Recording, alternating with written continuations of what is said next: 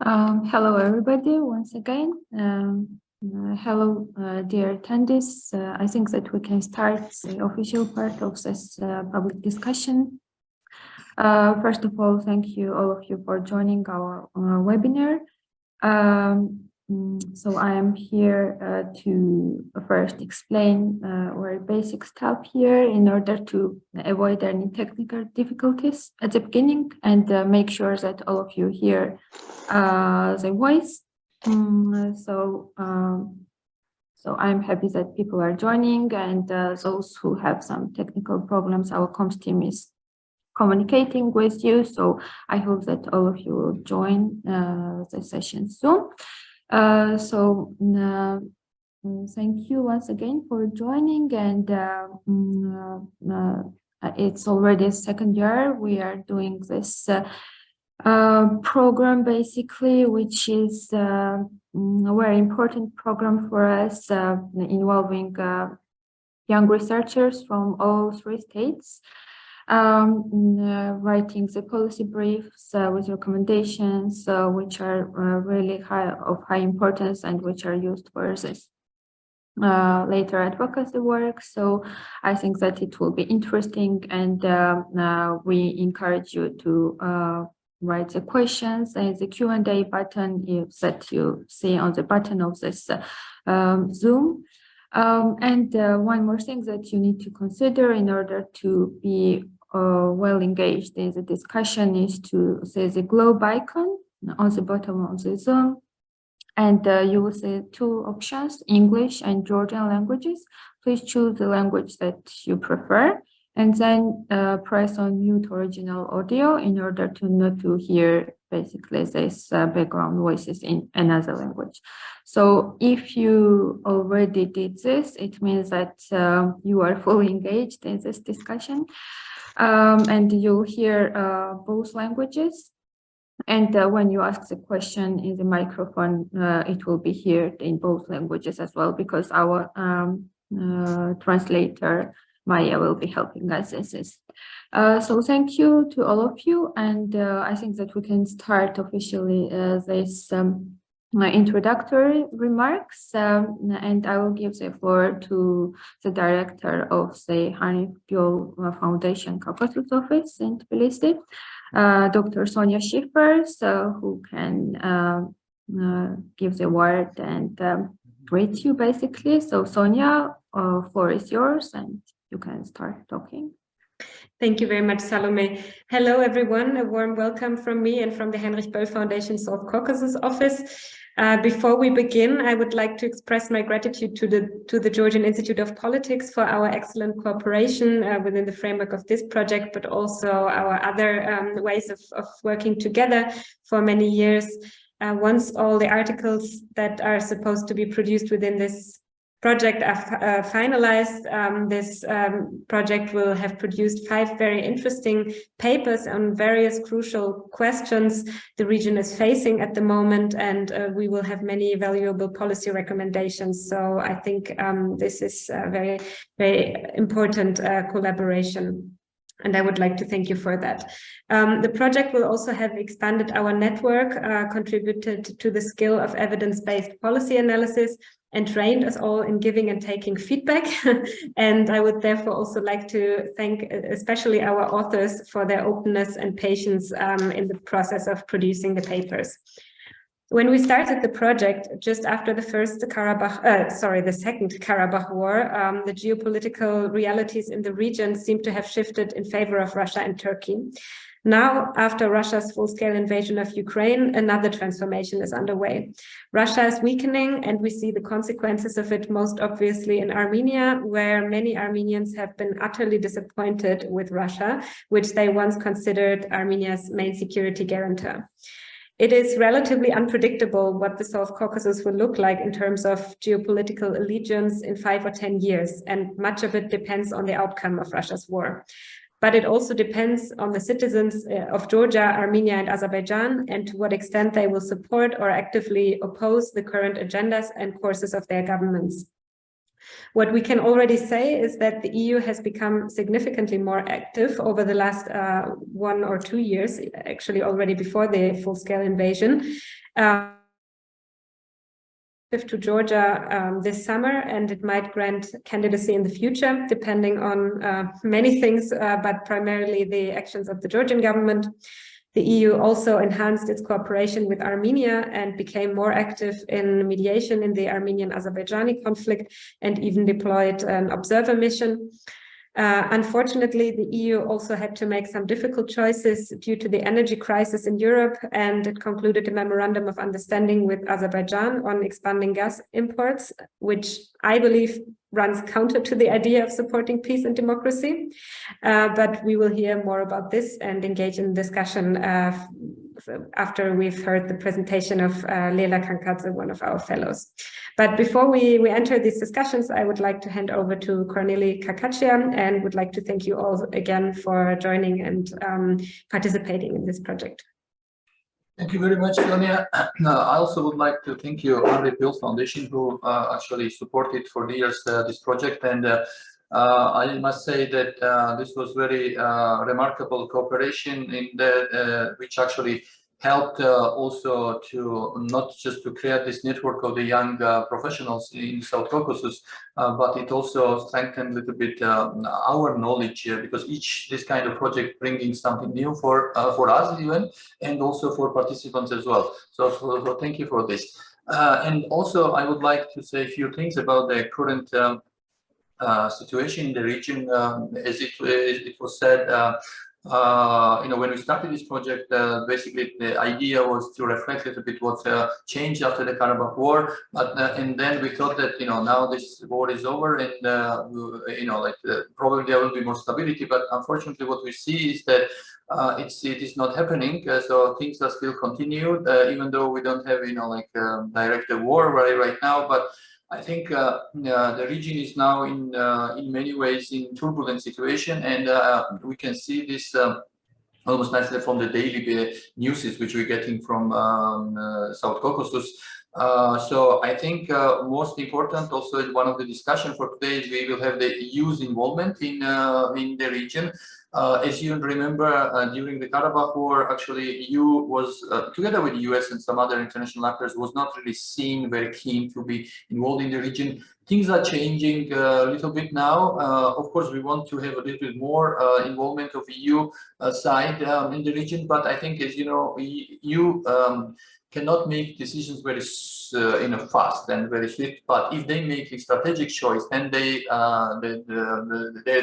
will be engaged. So I think now what we see that there's some sort of understanding in the EU capitals and also in Brussels that region actually, especially after the Russian invasion of Ukraine, needs a little bit more, involvement from international actors, and also what EU has to do is that there's at least what I see from the conversations we had last month in the Brussels, that they try to change their perception about region.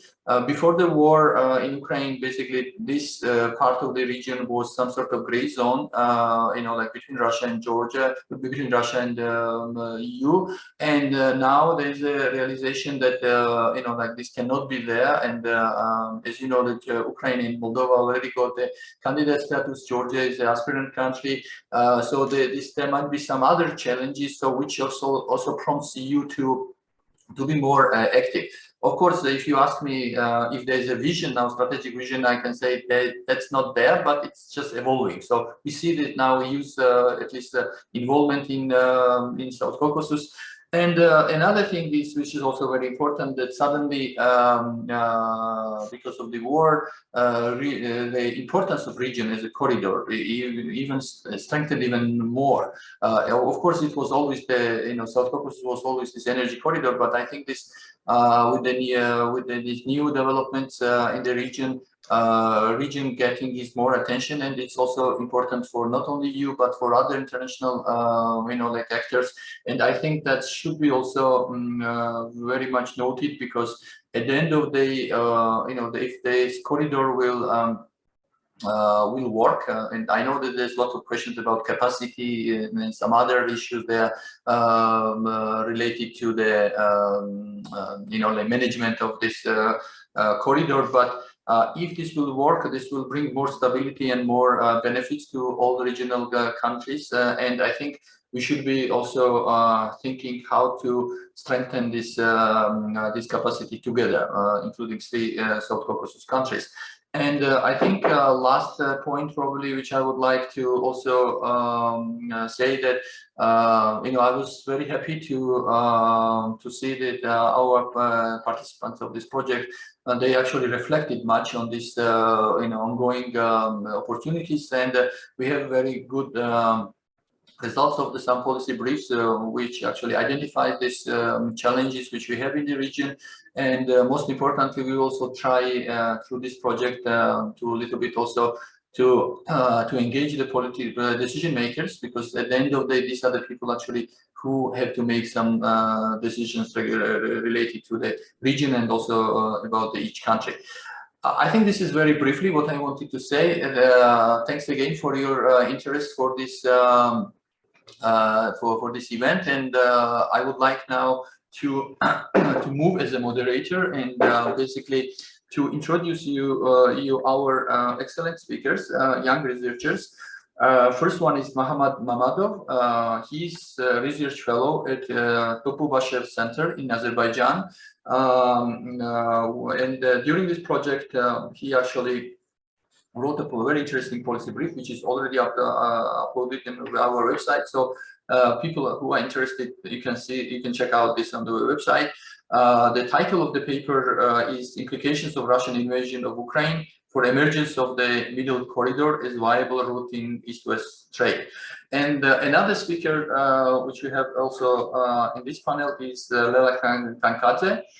She's a Master of Science from College of Europe, and she was working on energy issues, and her title of her paper is "The Use Quest for Energy Diversification," and she's also was trying to give answer to if there's a Southern Gas Corridor back to an agenda. So these are very briefly about our speakers, and I would like now to give the floor to Mohammad. So floor is yours. Thank you very much. Hi, everyone. First of all, I want to thank Georgian Institute of Politics and Heinrich Boell Foundation for a wonderful organization, and it was wonderful to spend time with wonderful minds from the South Caucasus and share ideas. And yeah, my topic is Middle Corridor. As we know, as a fact, after February 24, Russia's invasion of Ukraine destabilized global supply lines and damaged Russia's image as one of the most important players in the intercontinental trade between China and EU. As a result, the role of the alternative trade routes increased, Middle Corridor being as the most attractive one. So.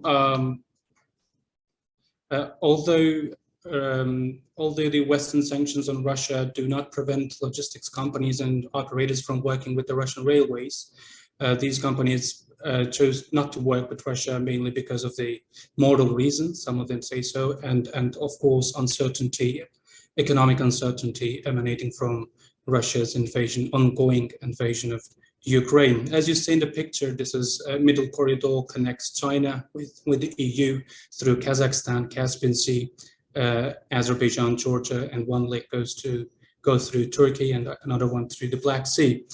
And next slide, please.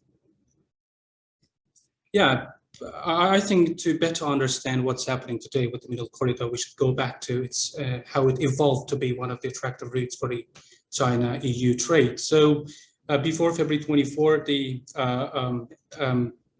evolution of the Middle Corridor in the 2010s was part of a larger process of shifting of some part of the EU-China trade from sea and air to inland. That means rail connectivity, as rail connectivity is much faster than maritime shipping and much cheaper than air transport. So in 2010, three major factors affected Middle Corridor's evolution into being one of the attractive routes.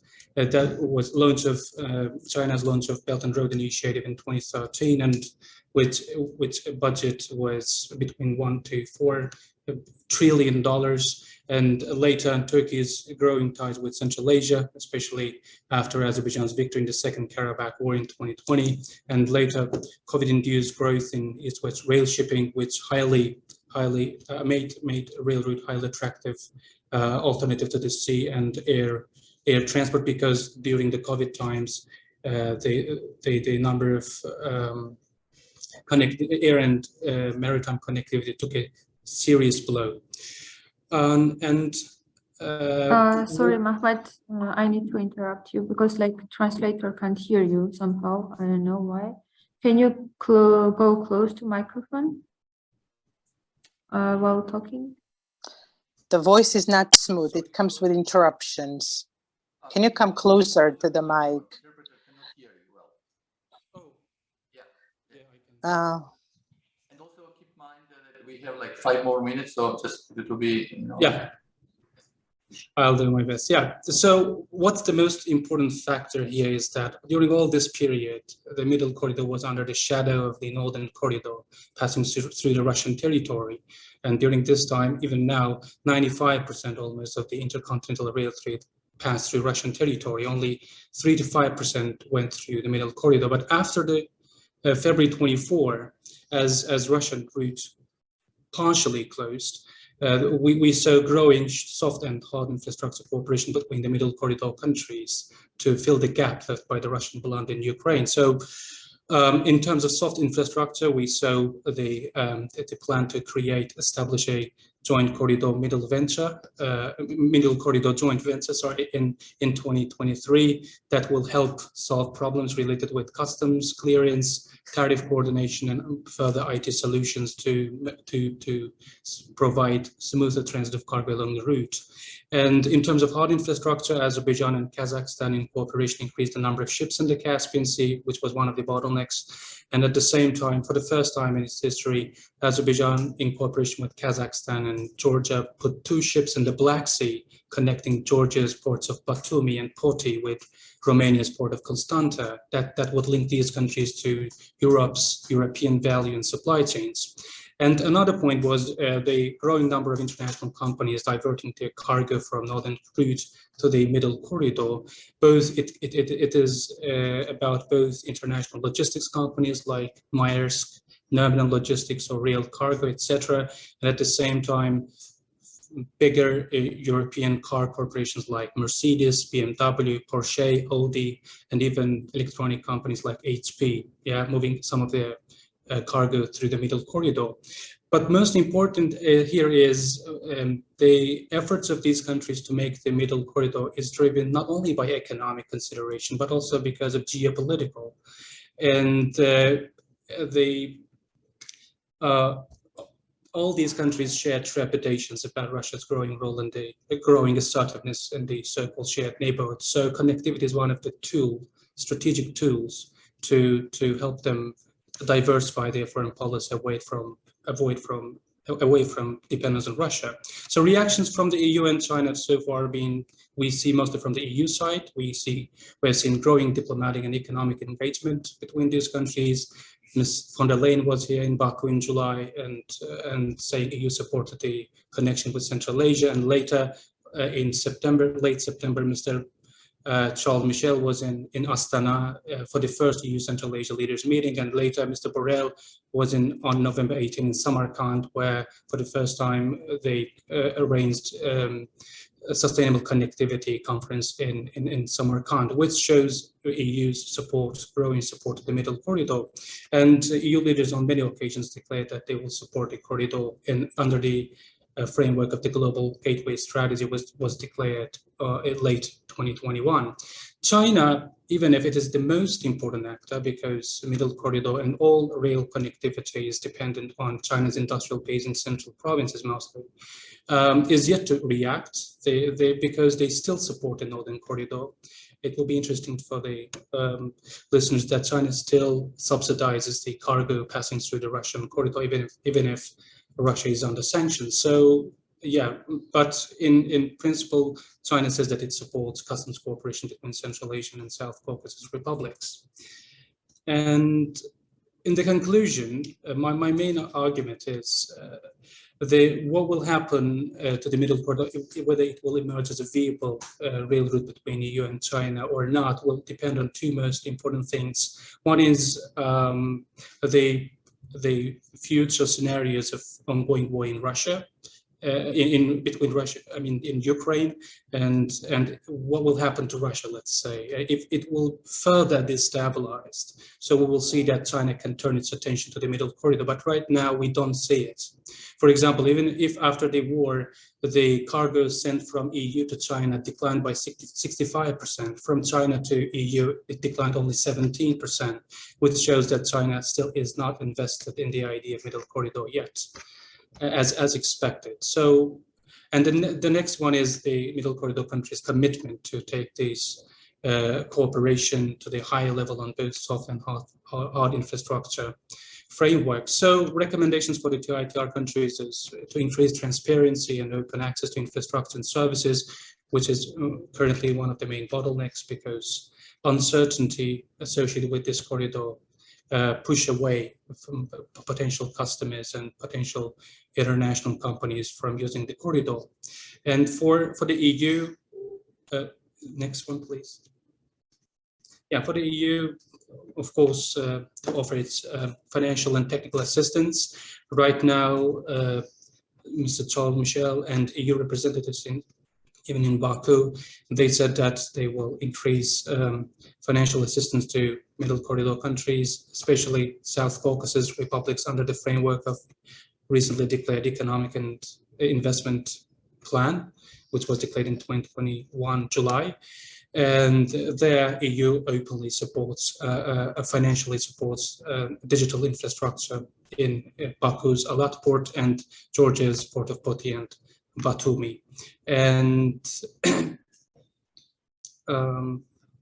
yeah, at the same time, for the first time, it was interesting that Mr. Charles Michel declared that EU is interested to connect trans-European transport networks, what we call TNT, to Central Asia, because after the war, EU declared that they will slow down the extension of the TNT to Russia and Belarus because of the Russian invasion of Ukraine. So they diverted the attention to Ukraine and Moldova, going all the way to South Caucasus and Central Asia.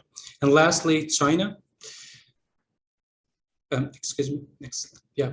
And the main problem of China with the intercontinental rail connectivity was its unilateral ambition, let's say, unilateral way of dealing with these issues. So it will be better if to foster multilateral frameworks to work more effectively with the EU, TITR countries and private stakeholders rather than relying on unilateral mechanisms. So yeah, this is one of the main things that create unpredictability in Europe-Asia routes, so that would help solve these issues.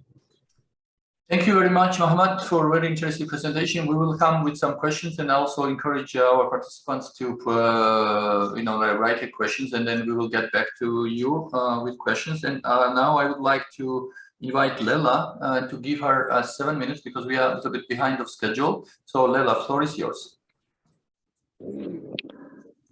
Thank you. I hope you can hear me well. If not, you could interrupt me. I'm very happy to present the results of my research and a policy brief today with you, which was already introduced in the beginning. So I will just start with the scope of my research. I focused on in the light of Russia's aggression in Ukraine and the ongoing war that was already discussed today in the previous with the previous panelist briefly.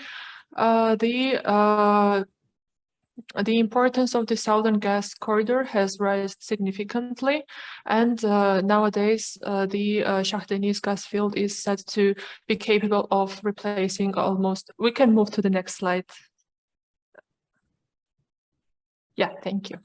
Nowadays, the gas field is set to be able to replace around 5% of Europe's overall gas imports, which is not a lot. So it also raises the concerns about the capacity if Azerbaijan and the Southern Gas Corridor can be a sole alternative energy supplier for Europe. This is especially relevant nowadays when since mid-August, natural gas prices have risen more than 7 times in Europe and reaching the record high of in prices. And this concerns also the electricity price levels, which have risen almost 4 times. Therefore, Europe was left on the brink of the energy crisis, and it is not surprising that the Commission started to look for the alternate gas suppliers, Azerbaijan being one of them. Therefore, I formulated the following research question: to what, first of all, what are the limitations of the SGC project, and to what extent does Azerbaijan contribute to the fulfilling of EU's goal of energy diversification? Also, we can move to the, yeah, thank you. I thought that it was very relevant and important to first of all look into the EU's energy strategy up to now, and as it appears, due to the vigorous policy in terms of energy diversification, sorry, not really energy diversification, but in general, energy supply, Europe has managed not to have any significant disruptions for its member states for the last few decades. So mainly since the 70s oil crisis, and actually Europe takes special pride in this fact. And up to now, there were no significant energy crises. Also, Europe has been trying, especially through the very ambitious European Green Deal, to move away from fossil fuels and to invest as much as possible in renewable energy sources, and to reach the ambitious net zero future by 2050. However, and also, actually, this is very important to note that in the last 15 years, European businesses have actually reached a significant success in this regard, and they reduced emissions almost 35%, which is very important. However, if we look at the EU's energy mix, we can briefly move to the following slide so we can show, yeah, thank you. So we can see that EU's energy mix still encompasses quite a huge chunk of natural gas, so that's almost 24%, and therefore Europe is still very much dependent on the natural gas supplies. And Russia enjoyed the position of the primary supplier for Europe up to now. And actually in 2020, on average, 25% of Europe's crude oil imports came from Russia. And if we look at the first quarter of the 2022, EU imported almost 60% of its natural gas supply from the Nord Stream 1 pipeline. So that was obviously before its shut down. We can briefly go back to the previous slide. Yes. Just to note out, obviously, Europe's dependency on the petroleum-based energy, well, that's from local sources, but from the but on the imported natural gas, it carries enormous political weight, which was demonstrated by how Russia leveraged this dependency, and in the beginning, the limited nature of the sanctions that Europe was able to impose on Russia, well, then the number and the nature of sanctions were unprecedented, actually. We can move to the next slide. Yes. So to go back to the Southern Gas Corridor, the importance of the project, well, since its introduction in 2008, reached just now when in July 2022, a new memorandum of understanding was signed between Azerbaijan and the EU.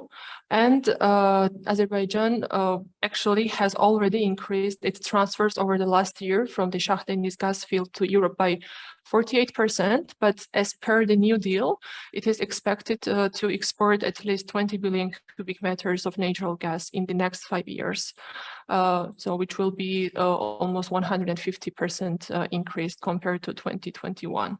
And in general, Azerbaijani gas exports will be doubled through the SGC by 2027.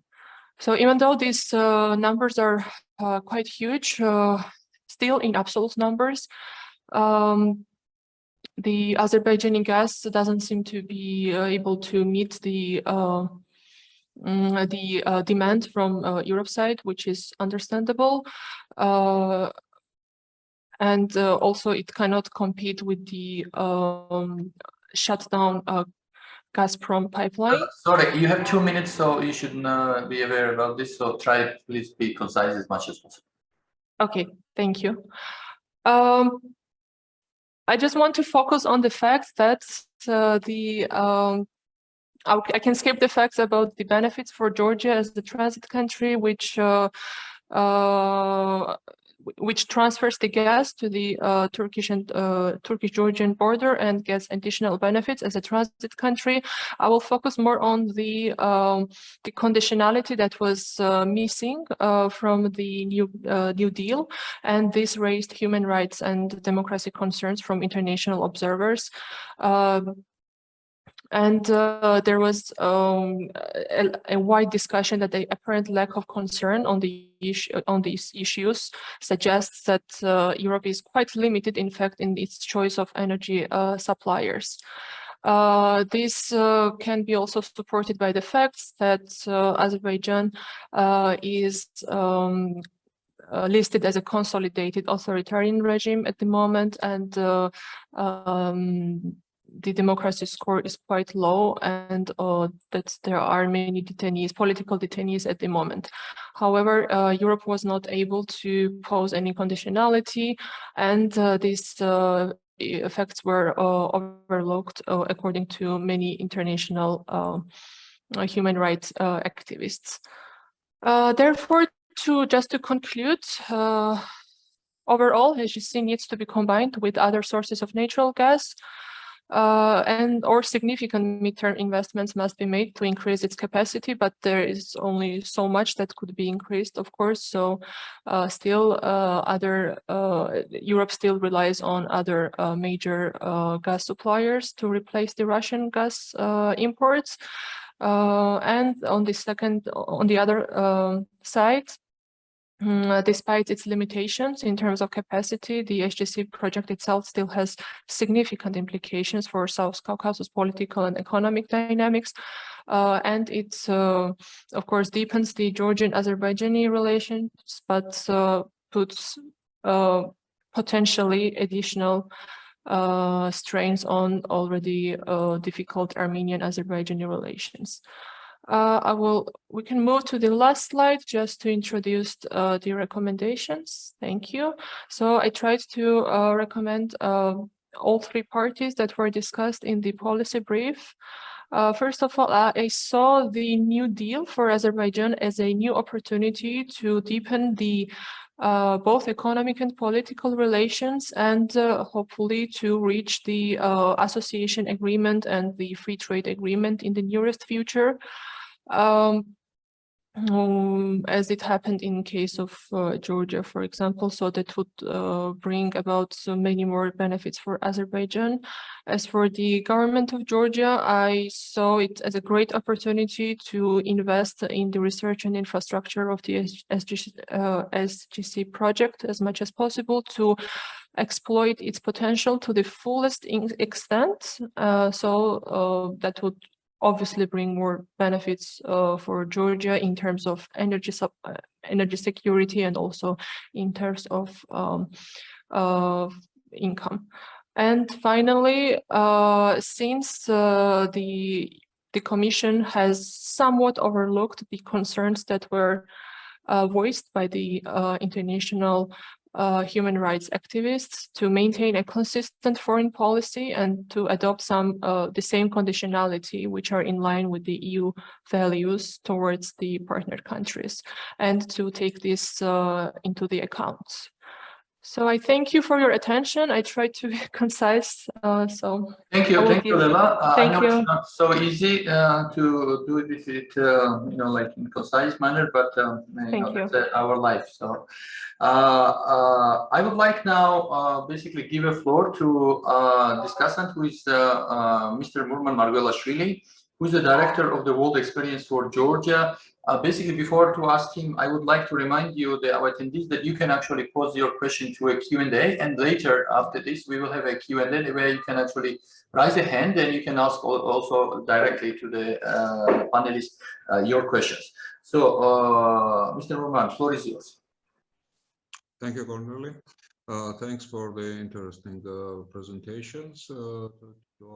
Can you a little bit, we cannot hear your voice well. Can you closer to the microphone? Yes. I'm sorry. Can you hear me better now? Yeah. Is it better? Not so well, but... maybe I will take this off and it may become better. What about now? It's okay. No, I don't hear you. Shall I start this way? Yeah, okay. Probably. The important is if interpreters can hear.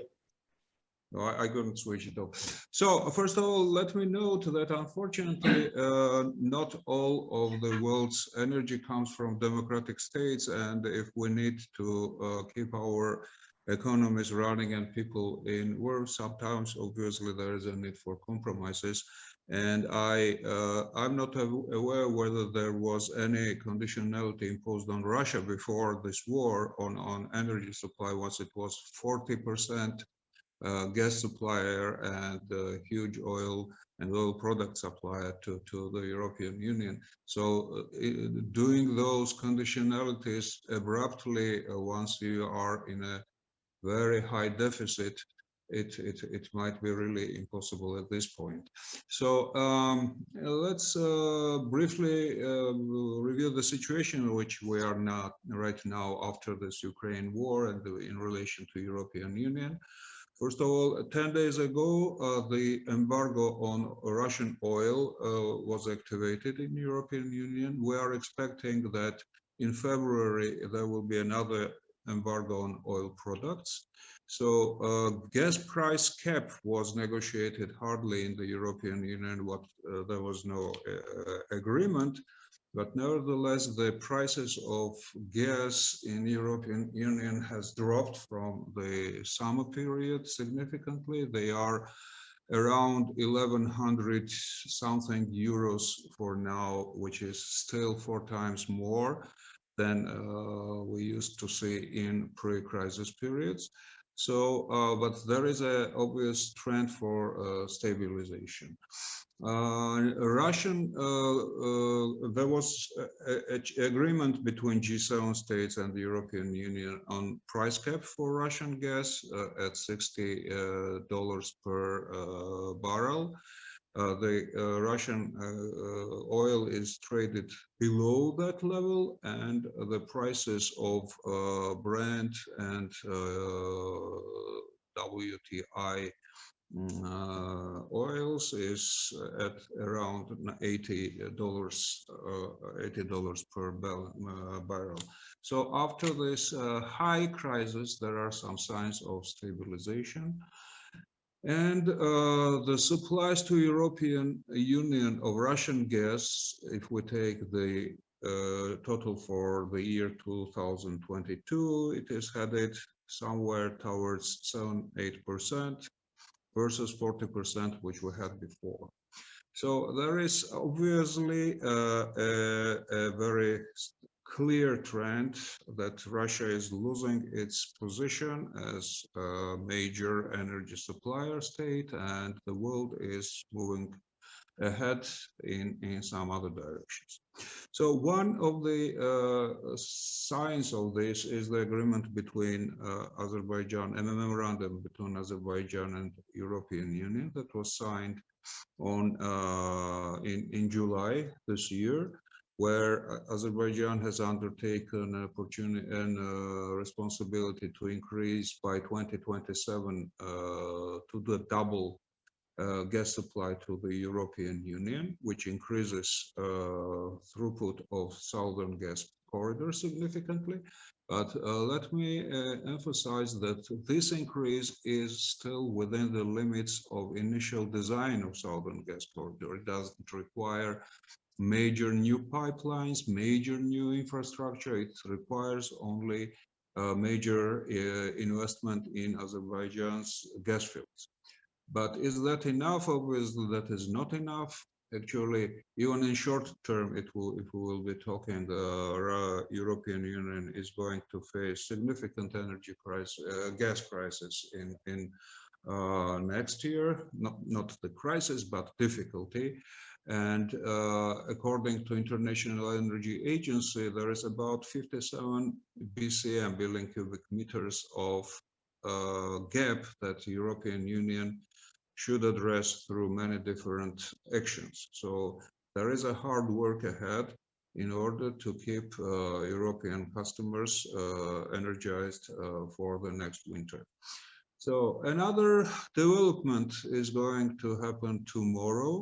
There will be an agreement in between Hungary, Romania, Georgian, and Azeri leaders about Black Sea cable. So it is a cable, a power cable that will be connecting Georgia and European Union. It is a very significant development because after 20-something years, this is a most major infrastructure project that will connect us to European Union and strengthen the connection between South Caucasus and the Europe. So the cable itself probably will be operational something maybe 5 years from now because it's under study at this point. But this event itself signifies increased attention and political attention from European Union to the. Dear Murmat, just to remind you, we have 2 minutes and then we will go to Q&A. If you can conclude and also reflect a little bit on the papers. Okay, so I'm trying to give you the overview of the situation now, how to deal with Russia's dependence. Different countries are dependent in a different way. Azerbaijan is not that much dependent, but it may be dependent on increasing of its supply, so political protection measures are needed there. Georgia is not critically dependent, honestly speaking, because we have supplies again from Azerbaijan of gas, and we have supplies from other countries that we can use for our use. But we need a clear position of the Georgian government how we participate in embargo to Russian energy, because it has pretty clear political implications. Armenia has obviously the greatest difficulties because it is very much dependent on Russian and Russian gas, Russian operation of the nuclear fuel. So there, I don't see any short-term significant possibilities that might be pursued. And coordinated effort of all these countries, which would combine political measures, infrastructure, energy efficiency, very significant potential there, and development of renewable energy.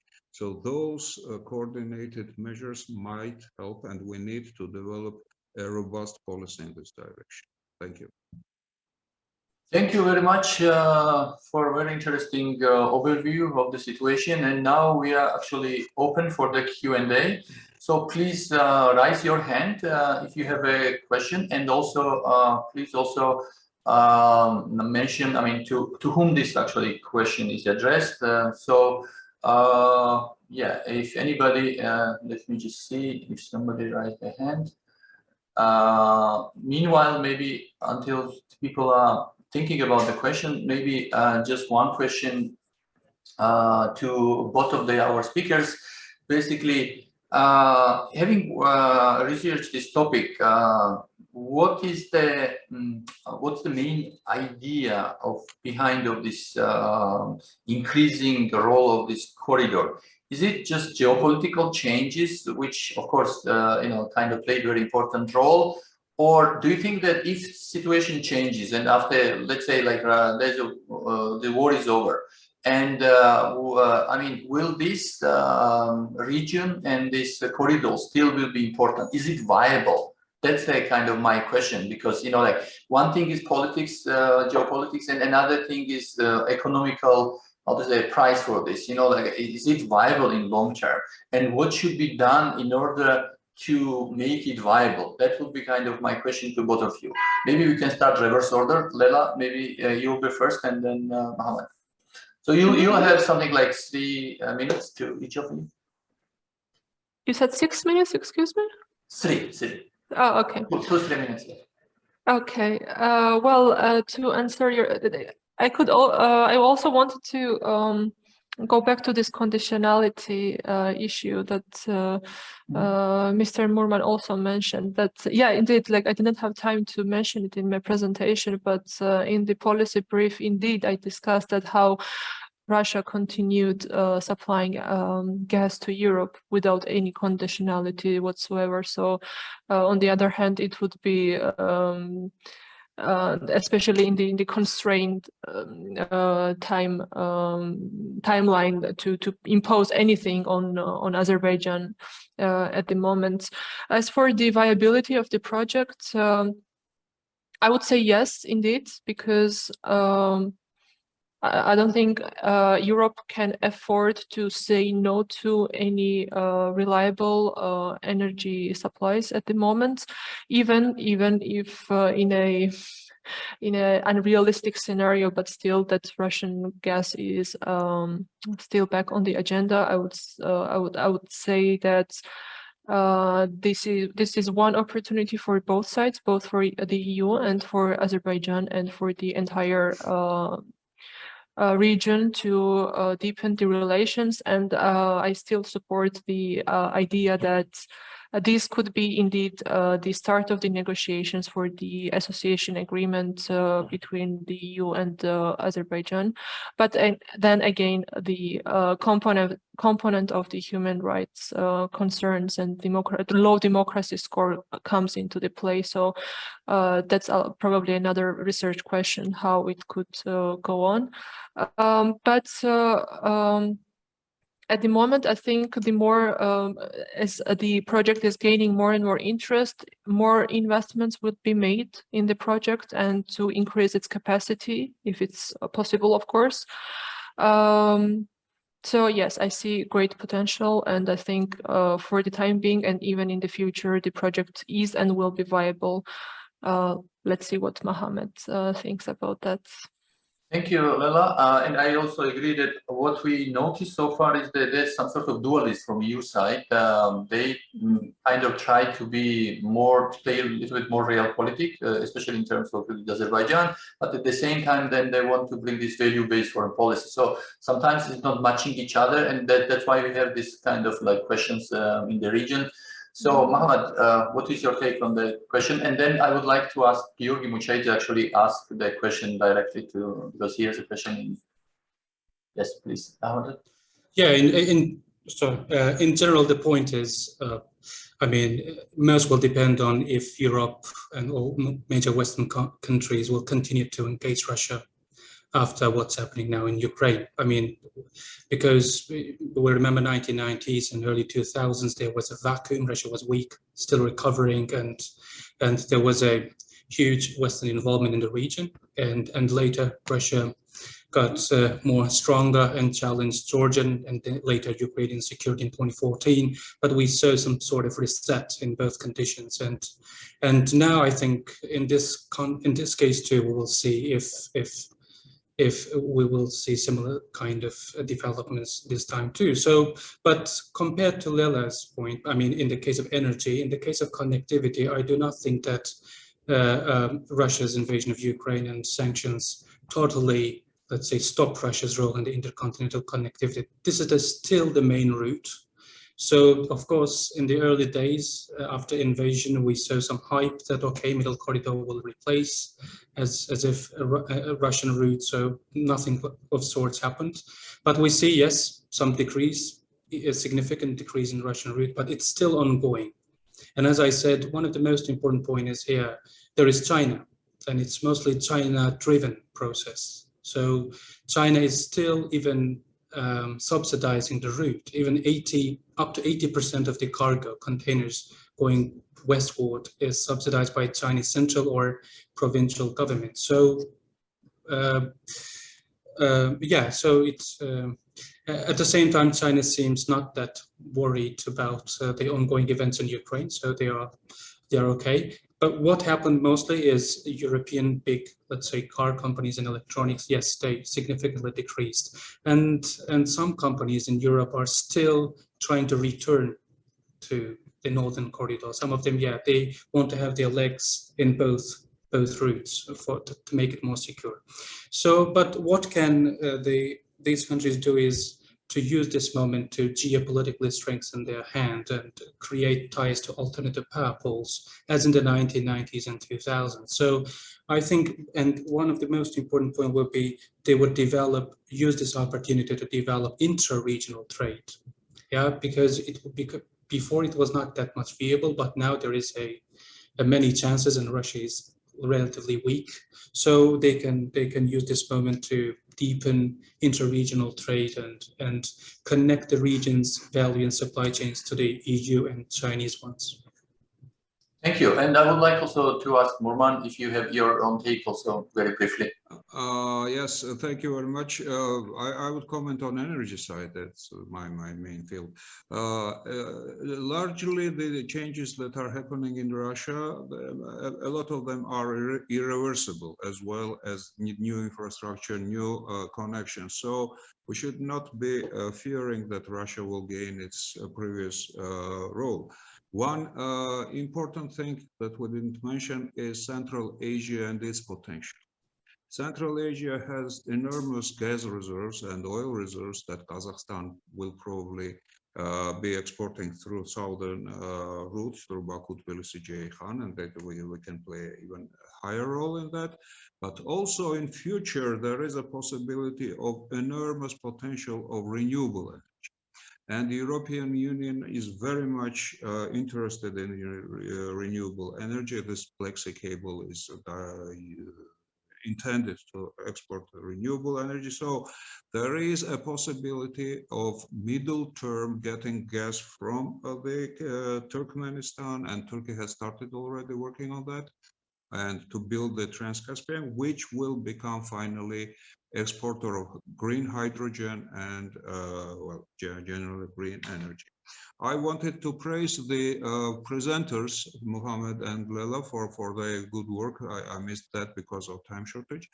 There was a very good dynamic in evolving of their research that I had the possibility to observe, and I believe that their work now is pretty interesting for, you know, general public, for students, and hopefully for policymakers as well. Because hopefully, why? Because policymakers are not very keen on reading usually. So, but anyway, their contribution is very good. Thank you, Murman. And I would like now to give the floor to Georgi Munchaidze, who actually has a question. So, Georgi, if you can hear us. So you can. Yes. Thank you very much for your presentations. I have just one brief question. What is the reason of not so active Chinese support for Middle Corridor Road, the one that goes through Georgia? And is the lingering of the construction of Anaglia deep sea port playing a crucial role in this respect? This question is addressed to the presenter who has presented this map of the Middle Corridor, and also to Murman. Thank you. Okay, thank you. And there's also one more question from Nino Samparadze. How do you think, what are the geopolitical interests of Azerbaijan in energy cooperation with the EU? So these are the questions. So maybe we should start now with Mohammed, and then Lela, and then Murman.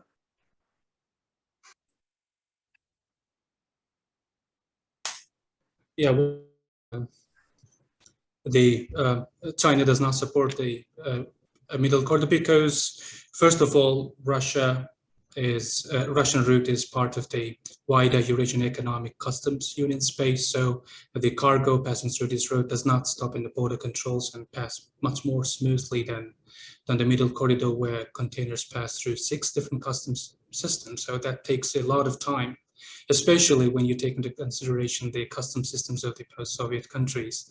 So I think it's one of the main bottleneck. And again, middle corridor, even currently, because it will take time, suffers from both hard and soft infrastructure capacities. Again, the number of ships, we should decrease them. There is a need. And Caspian Sea, most of the time windy. And in Georgia, the port's capacity is not that. If only Anaklia was ready now, that would really highly boost the corridor's capacity, but it is not. So yeah, these are, but again, comparatively, but one of the geopolitical reasons could be China is not interested in, interfering in China, in a region where Russia sees it as its near-pro, let's say, and does not want to be seen by Russia as if it's intruding into its sphere of influence. So in that sense, I think Russian and Chinese interests are overlapping. So yeah, both, again, the attractiveness of the northern route and also geopolitical considerations between China and Russia. Thank you, Mohammad.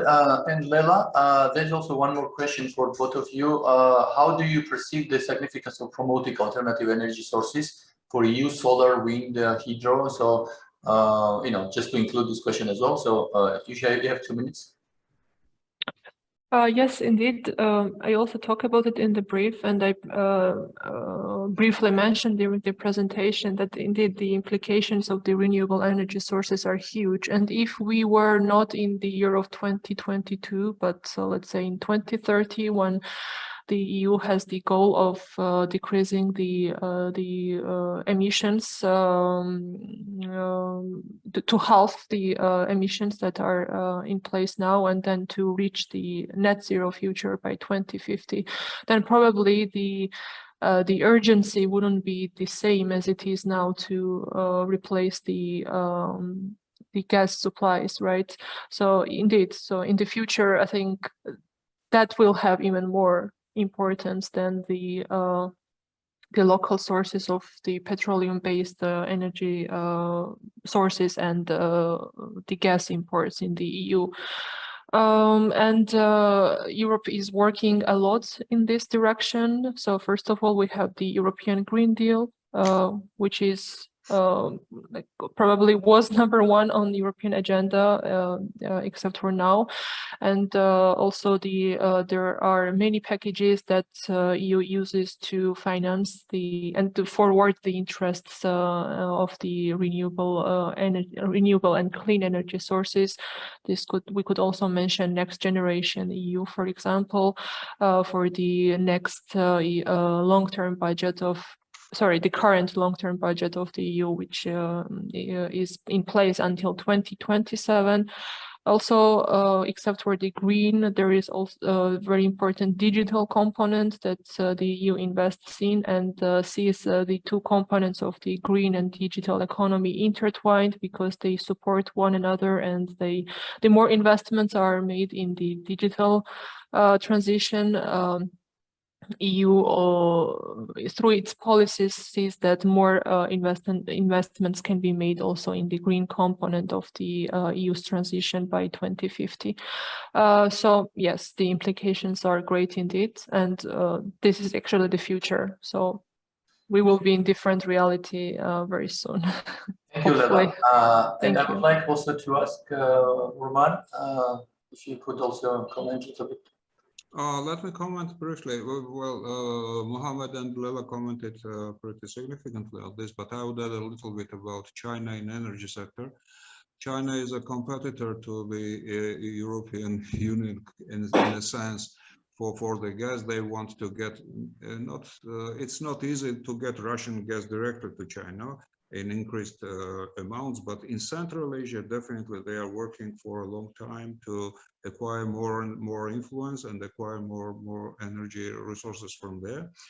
and not only energy resources. So, and Central Asia is now trying to get rid from overly dependence on China, because Russian pressure is likely to be reduced, but they are still very much willing to look towards the West, and that is a good time. And the renewable energy potential from Central Asia might be a very strong factor for increased cooperation there. Regarding renewable energy's role, we have to realize that to replace the huge amount of natural gas in energy by renewable energy, it takes pretty long and expensive work. But the European Union is still on track with its goals of net zero. It is still on track with the new legislation package Fit for 55.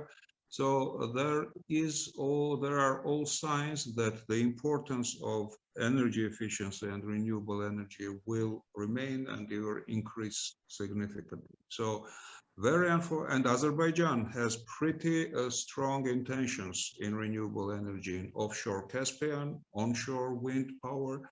Only weak point here is Georgia and Georgia's policy, which is tumbling on small difficulties. For now, we don't have a very clear and convincing strategy on this direction. Thank you. Thank you very much, Norman. And I would like, since time is actually running out and we are a little bit late behind of the schedule, I would like to thank you all the panelists for this very interesting inputs, and I'm sure our attendees also will read these policy briefs very carefully, and if they have some questions, they might come to you or send your questions. So having said that, I would like now hand over to Lilia, who is actually moderator for next panel, which will be dedicated more a little bit different shift in the panel, which will be dedicated to the Europeanization perspective of Georgia and Armenia in light of their present conflicts. So Lilia, floor is yours. Thank you, Corneli. And now we open for the second panel. And during this panel, we will be talking about the youth engagement in this South Caucasus broadly, but more specifically about Georgia and Armenia. And we will have 4 speakers during this panel. Before starting, I would like to say very briefly that many experts and analysts who are analyzing the current geopolitical situation have argued that and have urged actually the EU to develop a new, more ambitious, so to say, foreign and security policy, where on the basis that EU now is a geopolitical actor and Russia is a main threat to its security. At the same time, the EU should devise more proactive policies to integrate of the Eastern neighborhood outside Russia. And while during these discussions, we always emphasize and urge the EU to develop a more comprehensive, more ambitious, and so on policy, we should not forget about the Eastern neighborhood and the countries of the South Caucasus, especially in the democratization process. Yes, so this has to be two-way street, and the developments in the South Caucasus are worrying in this respect. And there are a number of challenges and obligations also that should be taken into account. For example, Georgia should fulfill definitely the 12 recommendations, 12 points outlined by the European Commission, and it's very important that we do not always, so to say, urge and put all the responsibility on the EU, but also look critically about domestic politics and overall democratization process. I would first of all like to ask Harutin Voskanyan to talk about Armenia's place in the map of the Eastern Partnership. And I would briefly say that Harutin is a PhD student at the University of Warsaw, Doctoral School of Social Sciences. So Harutin, the floor is yours. Thank you very much. Thank you for this opportunity. I will start my presentation.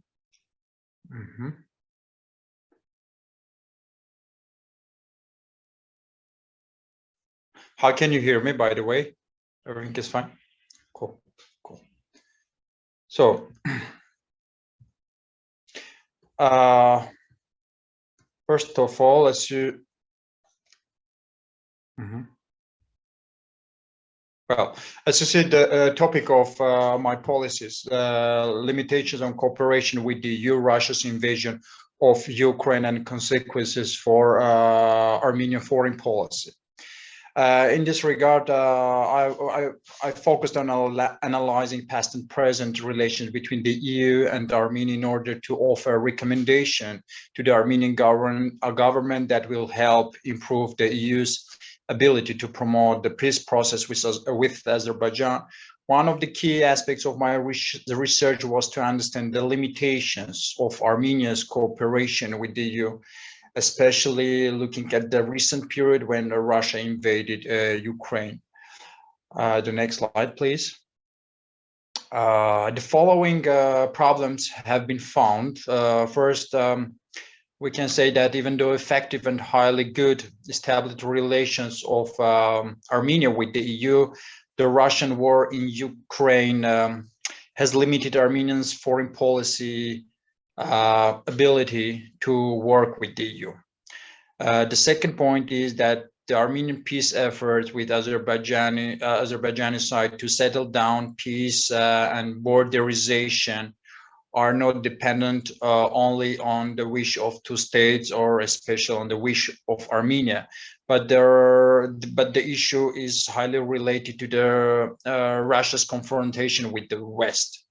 The third point is at the same time we see that at the same time EU actions in terms of peace process facilitation are challenged by Russia.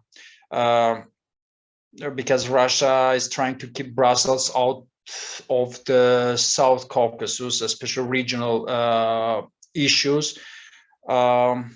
And effectively, they try, not effectively, of course, they try to handle this issue together with Turkey, or sometimes they integrate in certain initiatives in center projects, they integrate Iran as well. The third slide, please. Since the invasion of Ukraine, Russia is displaying increasing unwillingness to cooperate with the West, as we see now. One of the instances of this policy was the refusal to work within the framework of the OSCE Minsk Group as the only internationally agreed format for negotiation on the conflict, together with the co-chairs from France and the United States. This behavior of Russia had a direct and negative influence on Armenia, which tries to work simultaneously with the EU and Russia being out of this great power competition over Ukraine and other geopolitical hot disputes. Armenia tries to minimize its losses in negotiation processes. That's why it tries to balance between EU and Russia. However, we observe that ambivalent Russia's attitude towards Armenia seriously limits Armenia's foreign policy resilience and capability to maneuver. The next slide, please. The Armenian authorities need to continue the negotiation process, balancing between the EU and Russia. Otherwise, the situation could become more dangerous for Armenia, with serious implications for Armenian security. Despite systemic provocations of Azerbaijan to escalate the conflict, Armenia has to continue its effort to work with both Brussels and Moscow. This is one of the main aspects of recommendation. In this regard, Armenia needs to avoid any statements towards Russia that can damage the negotiation process.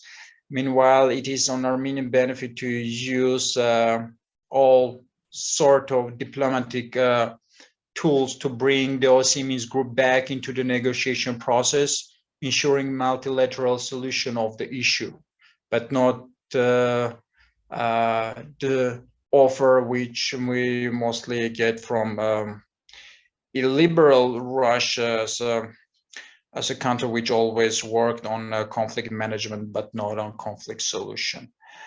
And the last slide, please. Okay, Armenia feels now more limited in its efforts to balance and to maneuver and secure peaceful resolution to the conflict with Azerbaijan. It's worth noting that in the competition between Russia and the EU for a leading role in facilitating the peace process, Russia has much more leverages over the conflicting parties than Brussels, which is a serious problem for peaceful, comprehensive, and sustainable solution of the problem. Thank you. Thank you, Harutin, for being also very brief and taking into account the time limit. Now we move to Georgia.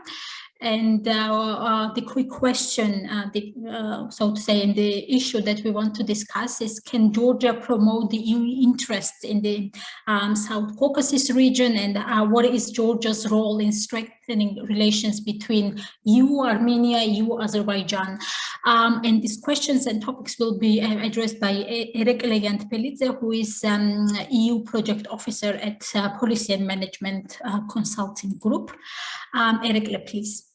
Yes, thank you very much. I hope you can hear me well at this point. And indeed, thank you, Lilia, for introductory remarks, and also Georgian Institute of Politics and Heinrich for organizing this very interesting panel discussions.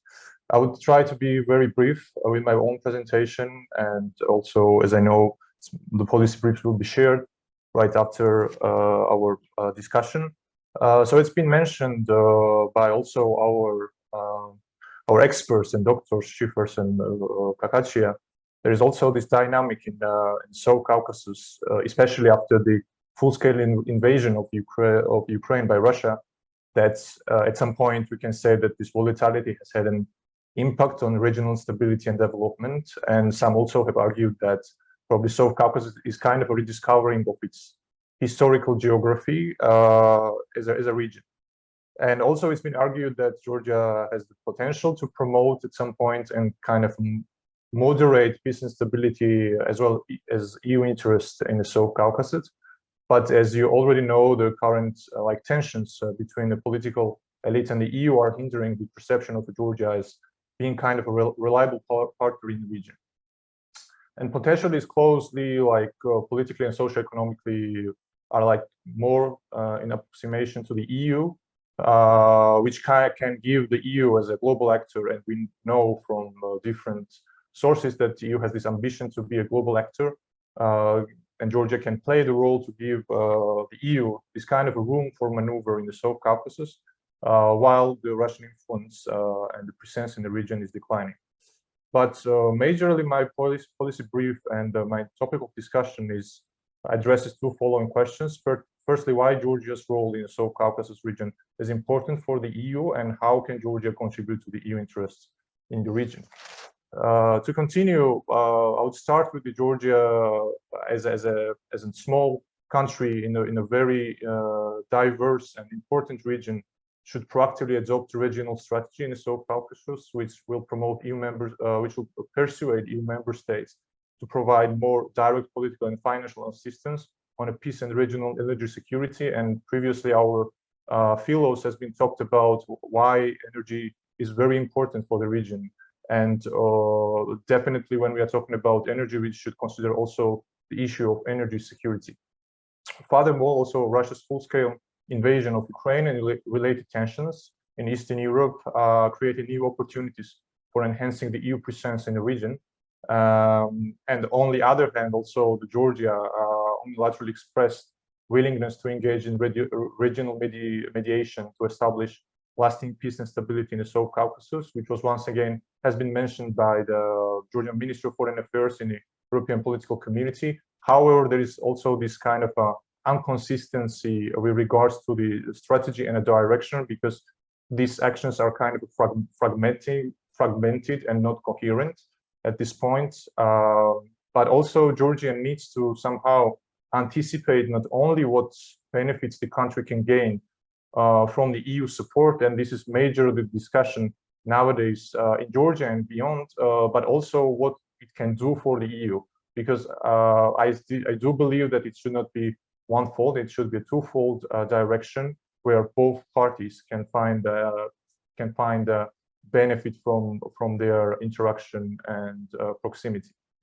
To continue as well, please move to the next.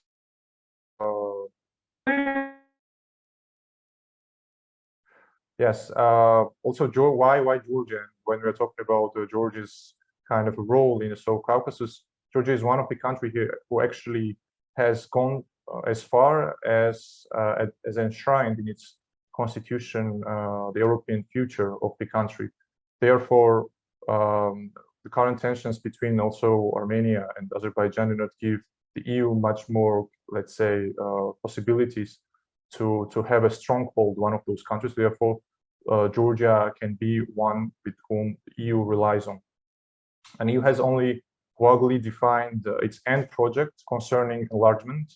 And this is why countries that want to be the members of the EU and Georgian population had already, let's say, openly supported the idea, and 74% supporting the full integration of the Georgia into the EU, should give some kind of example in order to secure their place inside the EU. In addition, the EU aims to support confidence-building measures between Azerbaijan and Armenia, as well as humanitarian demining efforts. Therefore, I think that Georgia has a very good kind of momentum to promote and to lobby to initiate those demining efforts coming from the EU, which can serve the interest both for Armenia, Azerbaijan, and in the EU. Even though Georgia's capacity is limited, and we do not have to forget in which kind of a geopolitical environment Georgia is living with, Georgia, I think, besides its own internal, let's say, successful policies towards the EU, which is very important, also needs some kind of a backing from the EU in the matter of the security in the South Caucasus, which can to position itself and fulfill the role of the mediator. It can strengthen its own security interest and also pursue Euro-Atlantic integration by contributing to the European neighborhood strategy in the South Caucasus. Let's move on the next slide, please. And yes, regarding the recommendations, definitely there is much more to recommend the government of Georgia than having recommendations for the EU, and especially as been mentioned many times, and also Mrs. Chikladze has mentioned that it's also the obligation of Georgia to fulfill certain requirements and obligations while addressing any new topic or any new discussion regarding the South Caucasus. Therefore, the first recommendation should be to fulfill the EU Commission's 12 recommendations that will enable Georgia to receive the candidate status, and the established criteria and conditions should be transparent at the forefront of the political agenda, and both involving civil society and political opposition. The second one should be strengthening consensus among the political elites, work towards candidate status, which allows country to shift towards the pre-accession assistance instrument, APA3, which amounts 14 billion euros in 5 thematic areas, which will be very, very important for Georgia, for the region itself, and the consensus building process should be involved face-to-face interaction and informal meetings with political groups, where European External Action Service can be facilitator in this regard. Also, we saw that there is certain willingness and much of a willingness from the European Council President, Charles Michel, as he's been visiting both Georgia previous years and also Azerbaijan, Armenia personally.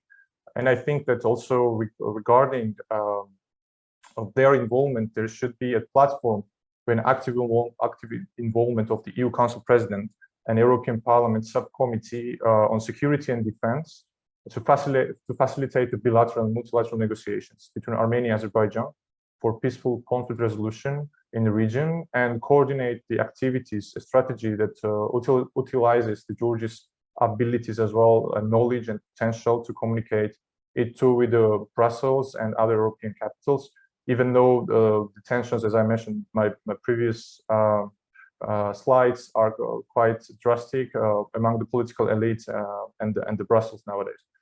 And also develop new strategy for the use of Georgia's geostrategic location that aims to strengthen South Caucasus region physical, social, economic, digital connections with the EU. And especially when we are talking about this connection, Black Sea should have a crucial role in this regard. And it's very nice to hear also and see that Georgian Institute of Politics actually working on this Black Sea dialogue, which can be also play a huge role with regards to the processes around the Black Sea and between the South Caucasus and the EU. And last but not least, improve diplomatic practices and relations with Brussels, Yerevan, and Baku by appointing a special envoy in charge of regional security. And I think that representatives should concentrate mostly on the crisis management and problem solving and acting as a mediator between the two sides and the European partners. And just to move on concluding remarks, as I mentioned previously, the interest of the current geopolitical reality in Georgia needs to take real steps, the Georgian government, to lobby extensively in European capitals to show Georgia's potential in this regard in South Caucasus region, because I think that if it would not have been the initiative coming from Georgia, I would say European partners would never consider Georgia as being some kind of a player in the region who can help mediate between conflictual parties, meaning Azerbaijan and Armenia. And also Charles Michel's involvement and consequential diplomatic efforts were not enough to ensure peace between Armenia and Azerbaijan, but the action itself showed that both Georgia and South Caucasus region is very interesting for a high level for the EU, and this region, and the EU is willing to get involved in this region.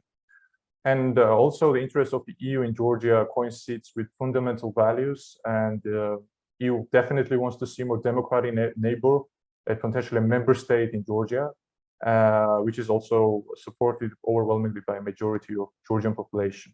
I would continue, but we have a short limit of time, but I'm very happy to answer questions which are coming from the audience, and thank you for your attention. Thank you, Eric, for your presentation, especially for the recommendations part. I also agree, of course, that there is a lot to be done from the Georgian government side if it really wants to stay and advance, not to stay on, but advance on its European path. Now we move to Armenia again, and we will be looking at EU-Armenia relations in light of the changing geopolitical relations. I would like to ask Magda Arsenyan, a lecturer at the Public Administration Academy of Armenia, to give her a presentation. And I would also like to ask audience, if you already have some questions, please send them in the chat box. Thank you. Magda, floor is yours. Thank you very much, Lilia, for introduction. I also would like to express my gratitude to Georgian Institute of Politics and Heinrich Boell Foundation for this project, and also for assisting in the process of policy paper writing.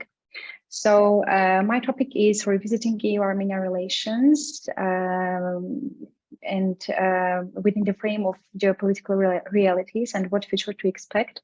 So as we already mentioned, recent Nagorno-Karabakh, second Nagorno-Karabakh war and Russia's war in Ukraine essentially changed the geopolitical situation, not only in the countries of Eastern Partnership, but also changed the logic of game in the South Caucasus.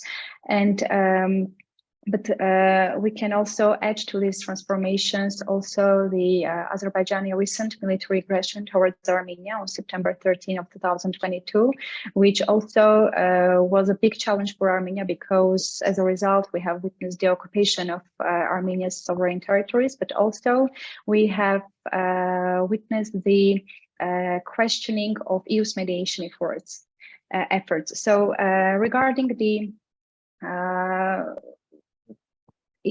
regarding the developments in the region, taking place in the region, the policy paper focusing at revisiting EU-Armenia relations and thus aiming to provide not forecast, because it is very difficult taking into regard the dynamism of the region and the quickness of developments which we are facing, but rather focuses on the existing qualitative capacity to accommodate future developments in the region in whatever unexpected way they may take. So in this sense, the analysis, the scope of the analysis is the following. At first, I have considered the quality and the potential of implementation of reforms in the frame of SEPA, which is the greatest achievement in terms of deepening of EU-Armenia relations. It's not only about the democratization and rule of law, but also the counterbalance to Russia's influence in the region. And in this sense, it is very interesting that for now, EU delegation to Armenia on behalf of Ambassador Andrea Victorin noticed that EU starting to act as also a security partner for Armenia, which is essential, and it can work as a really good counterbalance to Russia's influence in the region, especially for now, when regarding Russia's role in Armenia at the societal level, we have a very big disappointment regarding its recent responses towards Azerbaijani activities towards Armenia and Artsakh. So can we go to the next previous slide? Excuse me. So the second thing that I have discussed is the challenges to democratization in Armenia by differentiating subjective and objective challenges. In terms of subjective challenges, I emphasized challenges to democratization, which is very important for Armenia and can also overshadow the recent successes which were gained in the frame of SEPA agreement. And third point is the potential of EU-Armenia relations to generate resilient capacity for regional transformations on the basis of internal and external factors. So my main arguments here is that Armenia's government needs to be comprehensive and consistent in its actions to ensure their timely implementation. And in this sense, it is also very important to highlight what are the reforms that are already applied and increase their transparency and the visibility. Second, Armenia faces high level of political polarization, and unfortunately, it also affects the EU-Armenia relations in general and also leads to the decline of EU's image as a bastion for democracy and the rule of law. As for external factors and also for EU-Armenia potential to generate resilient capacities, that unfortunately, neither the EU's nor Russia's perspective on regional development is beneficial for Armenia, as the establishment of peace at the expense of red lines, territorial integrity, sovereignty, and independence of one of the parties, also in this sense of Armenia, limits the possibility of formation of equal opportunities for the advancement of regional interests of Armenia. And last but not least, as a result of recent geopolitical shifts in the region of Eastern Partnership, we are witnessing the influence of EU's energy dependence on the quality of EU's interactions beyond its borders. And in this sense, I would like to emphasize EU's agreement with Azerbaijan on doubling the delivery of gas, which is very dangerous for not only for Armenia, but also for the region and also for the EU and EU's and acceptance of EU's role in the region. We can go forward. So as for recommendations for the government of Armenia, so to be proactive in delivering comprehensive information regarding transformations around Armenia Artsakh and emphasize Armenia's needs and interests in relation to the needs and interests of regional and international actors. And in this sense, there are a lot of tools which are now are lacking in our everyday work. And in this sense, I would like also to highlight parliamentary diplomacy, which is also the activities which should be done on behalf of parliamentary opposition. But for now, we can see many actions which are very important for us. So, and also to strengthen diplomatic efforts to ensure that regional actors accept Armenia's inviolable red lines, such as territorial integrity, sovereignty, and independence. As for, can we go to the next slide? for the EU to keep putting efforts into restraining Azerbaijan's maximalist demands and execute necessary measures to urge Azerbaijan to return to its initial pre-May 11 positions and to continue working with the Armenian government in direction of security, creating space for respect of mutual interests and red lines. And can we go for the next slide? So as for the concluding remarks, I'd like to mention that resilience of the Armenian relations depends on the restoration of trust-based dialogue on the one hand, and on the respect of principle of Armenia's territorial integrity on the other hand. As long as Russia's war in Ukraine continues, one should witness the projection of confrontation between EU and Russia in the Caucasus as well. And the politics of unyielding struggle of regional actors collide with the interests of small states. In this sense, it is about Armenia. As long as the EU doesn't have the will and proper mechanisms to restrain unjustified and illiberal aspirations of authoritarian regimes, such as Azerbaijan and Turkey, from my perspective, the attempts to mediate conflict resolution process might emerge illiberal peace agreement between Armenia and Azerbaijan, or Armenia and Turkey. And last but not least, the EU's regional politics negatively affect public perceptions and questions the EU's image at the societal and political levels. Thank you very much. I'm open for your questions. Thank you, Magda, for your presentation. Before we move to the question and answer session, I would like to ask Gogit Ahmedashvili, Deputy Director at the Georgian Center for Strategy and Development, to comment on the presentations that we just heard, as well as to talk more broadly about the EU's interest in the South Caucasus in the context of changing geopolitical reality. Yes. I would like to welcome everyone. First of all, thank you very much for the invitation. It's a great honor to be a part of this very important discussion. I will try to speak slow as we are also having a translation service. So I had an opportunity to review the policy papers which was presented by the speakers, and I would like to mention that the policy groups really share very interesting and quite comprehensive analysis of the current dynamics between the EU, Georgia, and the EU-Armenia policy framework, and also provided a clear vision for the future actions.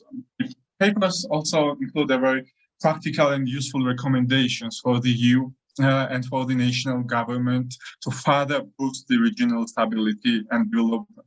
An important focus was also made for more dialogue and cooperation among the South Caucasus countries, which I believe is crucial to further democratic development of the region. So those analyses really create a very good ground for the policy discussions that can really promote a more joint and coordinated efforts to further focus on the win-win strategies and mutually beneficial practical steps.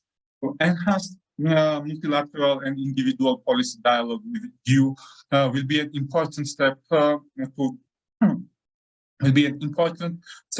to further increase the sectoral institutional cooperation with the EU and gain more tangible and very practical benefits. So overall, various international and regional crises has significantly influenced the South Caucasus development during the last year. So all three countries of South Caucasus, Armenia, Azerbaijan, and Georgia, are part of the EU's Eastern Partnership policy, which aims to help the states towards democracy, rule of law, and competitive economic development. So it should be noted that it is the only platform bringing those South Caucasus countries and the EU together.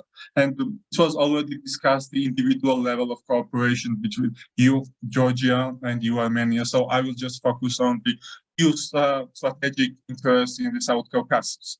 So EU's policy and strategy towards the South Caucasus region really includes several pillars, which I would like to highlight.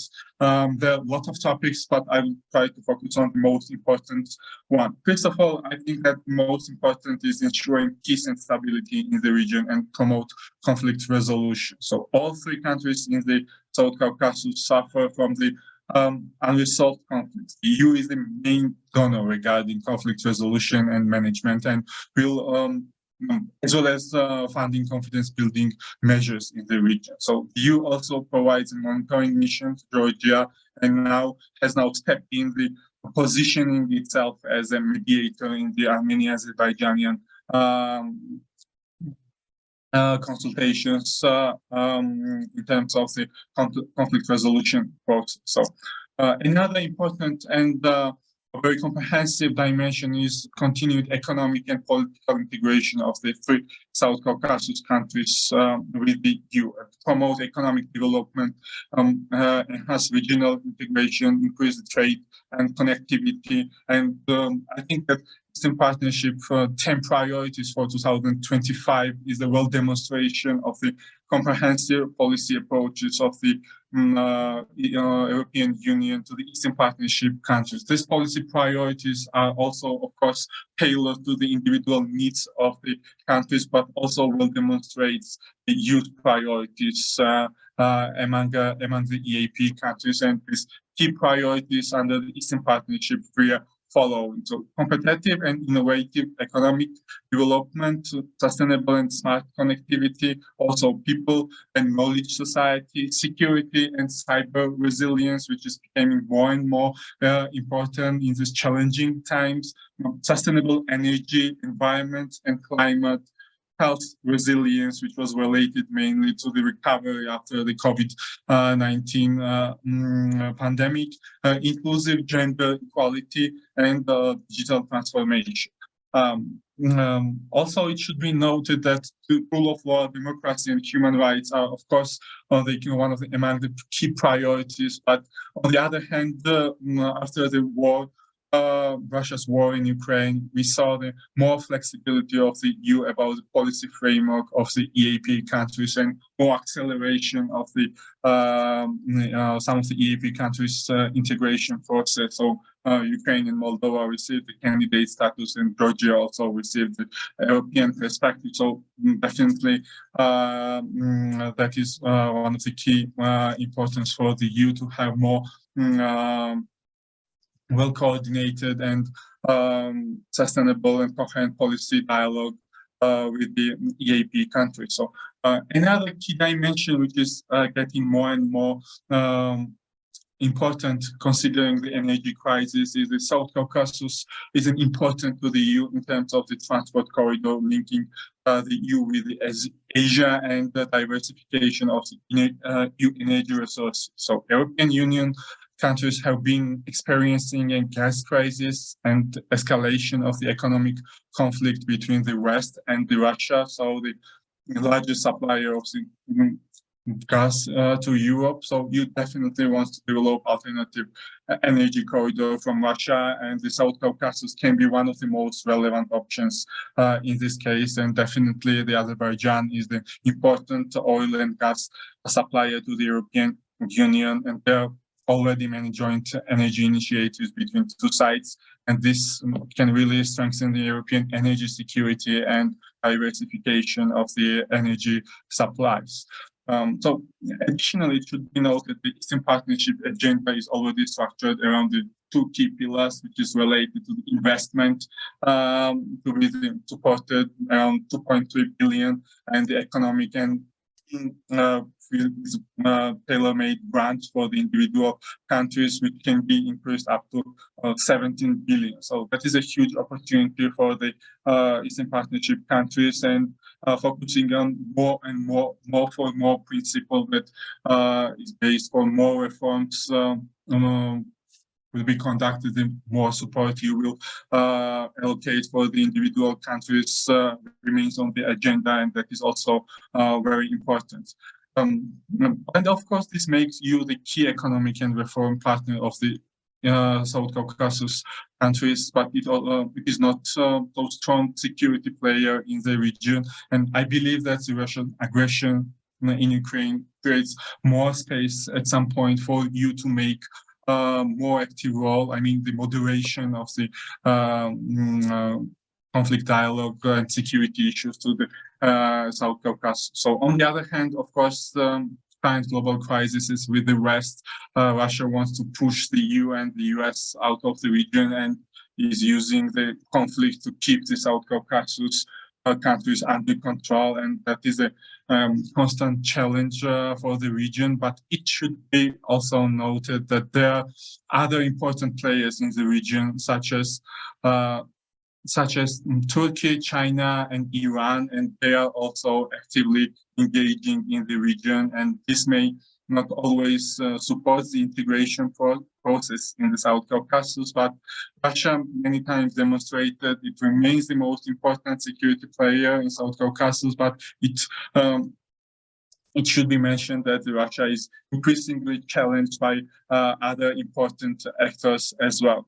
And I believe that the outcomes of the Russian war in Ukraine will have a significant influence on the future cooperation of the EU and Eastern South Caucasus as well. And if Ukraine and the West will achieve their strategic goals fighting against Russia, this can be also significantly this can also bring a significant reduce of the Russian influence in the South Caucasus region and bring new opportunities for the much more fast track of the EU integration project, which is has a strategic importance for Georgia, and that is one of the key dimensions for the Armenia as well, despite its ties with the Russia. So in general, I believe that despite the complex challenges and backsliding in democracy, what we are facing here in Georgia, Georgia still can be a success story and promote EU interests in the region and show that EU soft power still works, because EU has invested a lot in Georgia, and for EU it will also be very important to demonstrate that their efforts has bring the tangible and very concrete results, which is well demonstrated in the reforms conducted by Georgia. And hope very much that soon Georgia will have an opportunity to receive a candidate status. So I see that our time is out, and so I will stop there. And if there will be any questions, we'll be glad.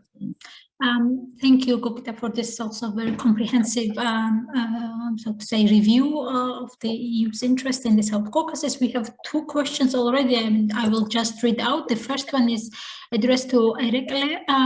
So the question is, what do you think about the problem of occupied territories and frozen conflicts in Abkhazia and Samachablo that do not have any progress?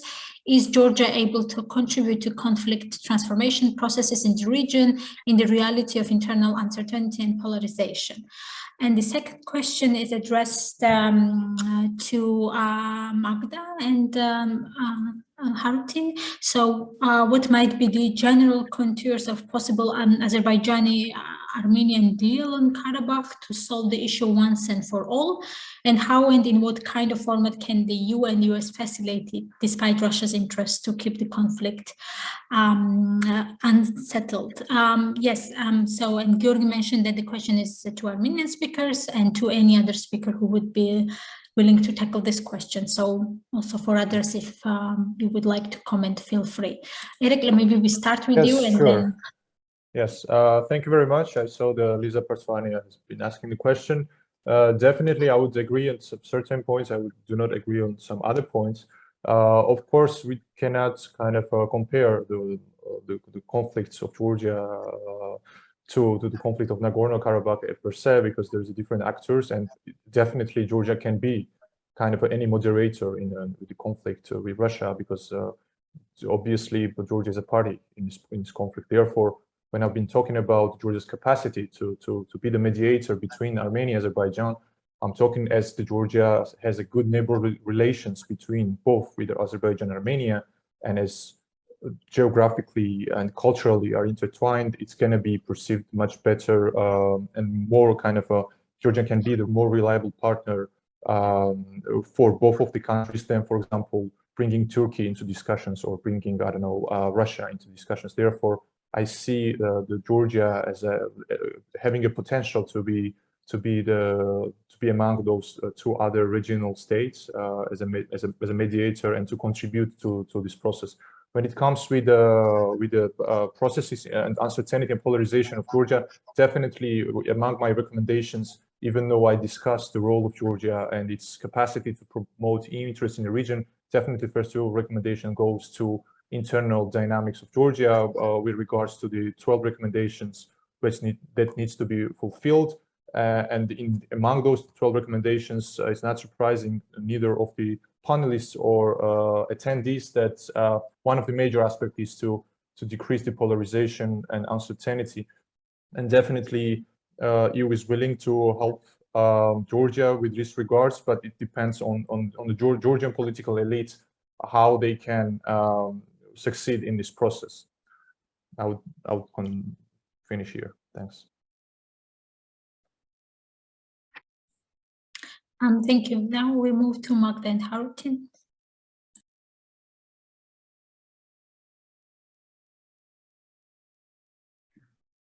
Oh, okay. Can I start?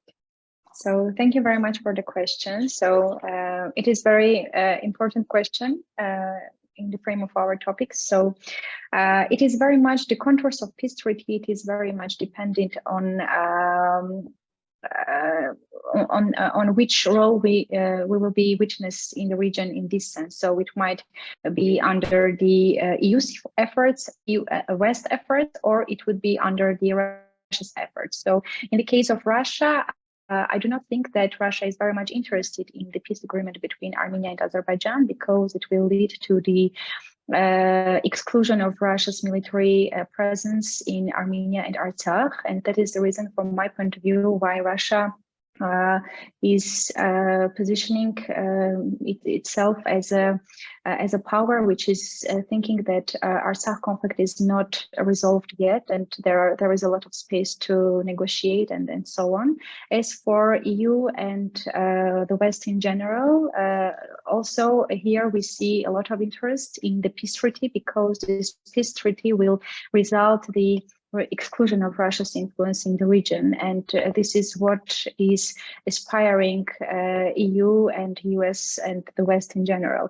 This is my perspective, and but what I see that's why I mentioned that neither Russia nor EU's proposals of peace treaty are not reliable ones for Armenia, because they are not taking into account Armenia's national interests, and they are in case of US efforts, we will be witness of illiberal peace, because now we see also the EU's energy dependency on Azerbaijan, which is very dangerous and damage and will probably damage the stability in the region. This is my answer. Thank you very much. I can continue. Well, from my perspective, I would like to distinguish two spectrum. First of all, we call the conflict Armenian-Azerbaijani conflict, actually, but it has two different spectrums. I would like to distinguish Karabakh issue in the framework Armenian-Azerbaijani conflict, and the process of normalization and border delimitation, demarcation process. So there are two processes. And how we are going to settle down this issue, it's quite complicated. It depends on different processes which are going on and will happen around this conflict in our region. It depends on geopolitical configuration, first of all. What we are going to have during and after war in Ukraine, which kind of resettlements will take place in our region, how effectively Turkey, Russia will go to cooperate. So there are so many variables that we should integrate, first of all, in order to give some sort of predictions. In terms of formats, US and EU format for both will be beneficial to continue work in the framework, not like separate EU or US, but in the framework OSCE, which was previously recognized as the only acceptable multilateral format of negotiations where Russia was also considered. So OSCE format of Minsk group is still continue to be acceptable for me, and one of the multilateral options to integrate all this site in order to minimize the threats for Armenia and for us to design some perspective of normalization between Armenia and Azerbaijan. Thank you.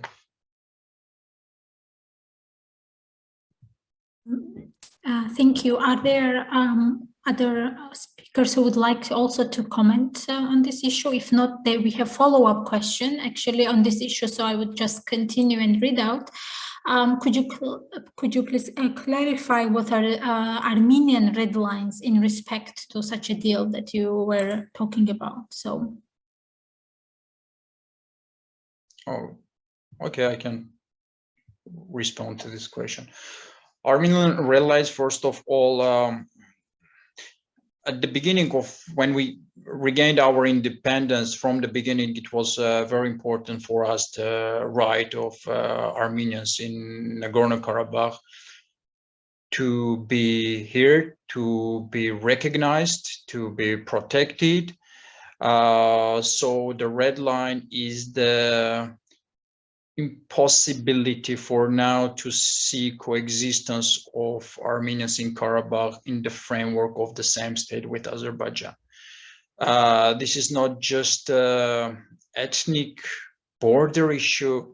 This is topic of existence, the problem of existential threat for Armenians. So the practice has shown that it is quite difficult to imagine coexistence of two people now, especially now. That's why, even despite the fact that there are some perspectives to see coexistence of Armenians inside of Azerbaijan, it need to be proven on practice. It is not an easy issue. That's why, from my perspective, the interest and the right of Armenians in Nagorno-Karabakh is one of the priorities, even though, and sometimes it is not well highlighted. They are not well highlighted by Armenian authorities. Thank you. Harutin Magda, please.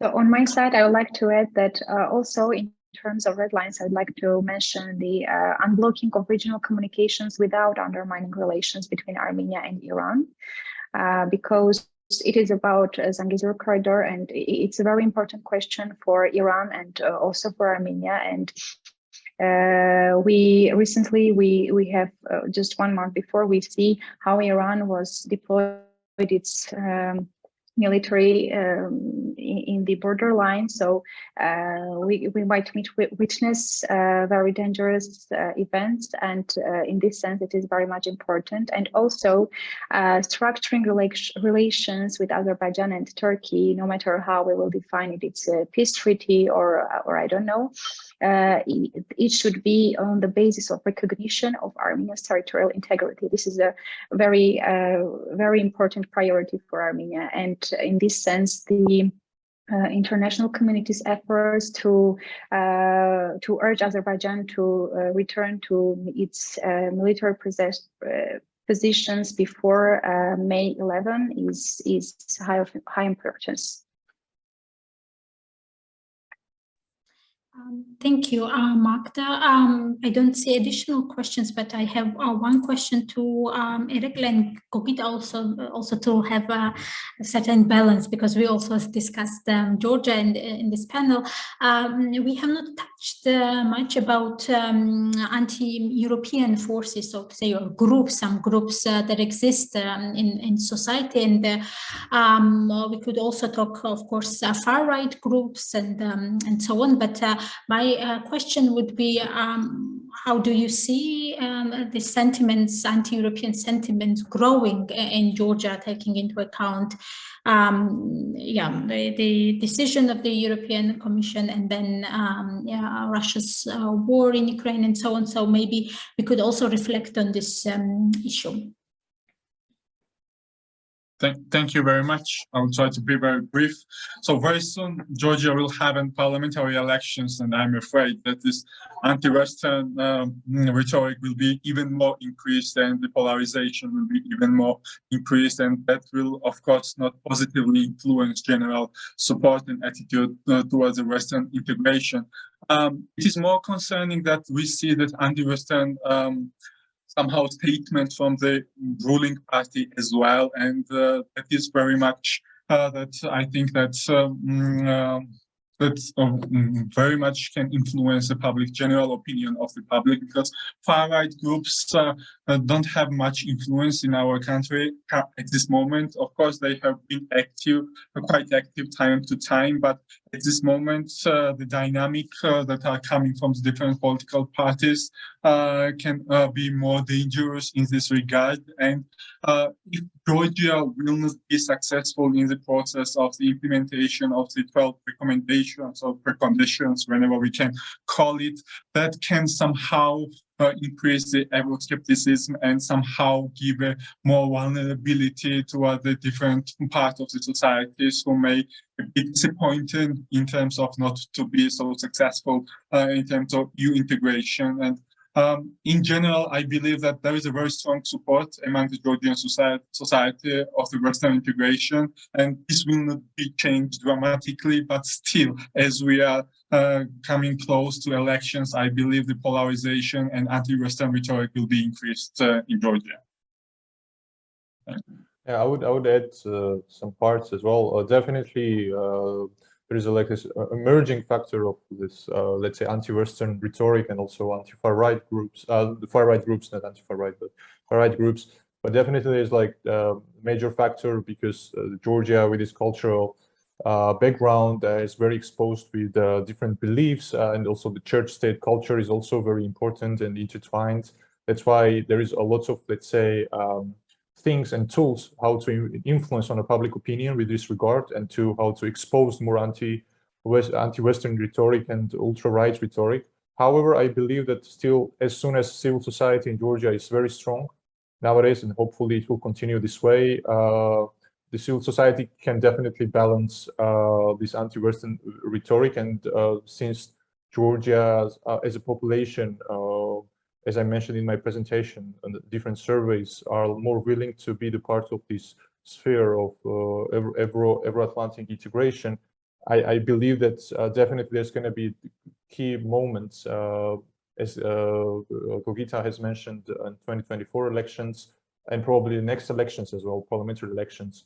But overall, I think that the civil society and also the people, like the young generation who are like very pro-European, can make this pivotal moment and change definitely direction of the country more into like the European liberal values.